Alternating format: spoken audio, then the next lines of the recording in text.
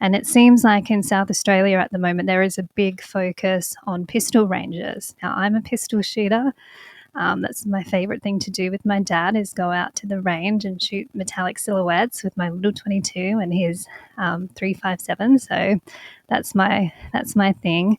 But it seems that there has been inspections of ranges around South Australia, and there's a focus on pistol ranges.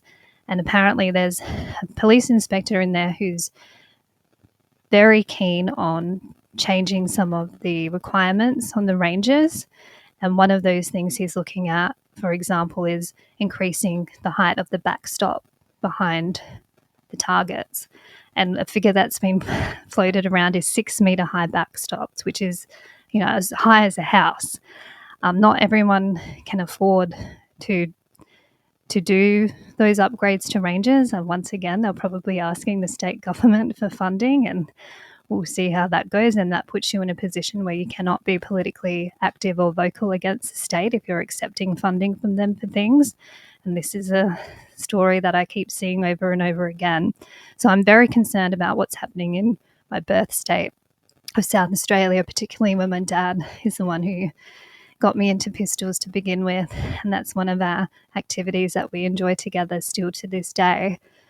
So there is stuff happening in South Australia which should be concerning to shooters. And this is something that I warned about as well, seeing what happened in WA with how involved the police were with writing the new laws and regulations in Western Australia. The police are meant to enforce the laws, and the governments are the ones who write the laws. That's how it's meant to be. Separation of powers, if you will. And that's just not what's happening anymore, it seems to me. And I've seen this over the years, including back when I worked at SSAA National. I saw a trend in more involvement from the police when it came to writing legislation and regulation.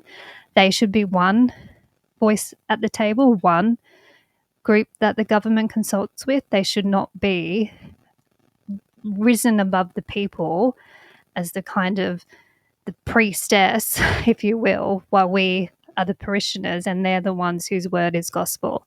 Sorry if you're not Catholic and not following my analogy, but that's the best I could think of at this time.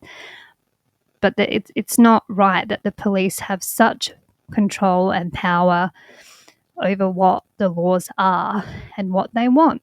And they can get around things. It doesn't have to be legislated.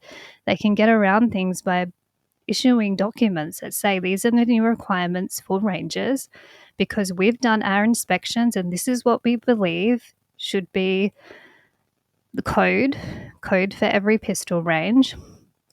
And then what do? You're put in a position as the president of the range, as someone who shoots at the range, where you're given this new list of things that you have to comply with, written by the police, not legislated by government. The minister probably doesn't even know, or it's a memo on his desk in a pile this high of all the other stuff he has to deal with. And the people who have, there's been no incidents involving handguns at ranges in South Australia that I can think of for as long as I've lived here. That proves that it's a risk. But this is what the police are now saying. They are now saying that they are going to put requirements on pistol ranges in South Australia. That's what everyone is anticipating. That's what I've heard. That's what I've been told. And it will just make it harder and harder for especially small pistol clubs to be able to afford to pay that. And that's when you get into the cycle again.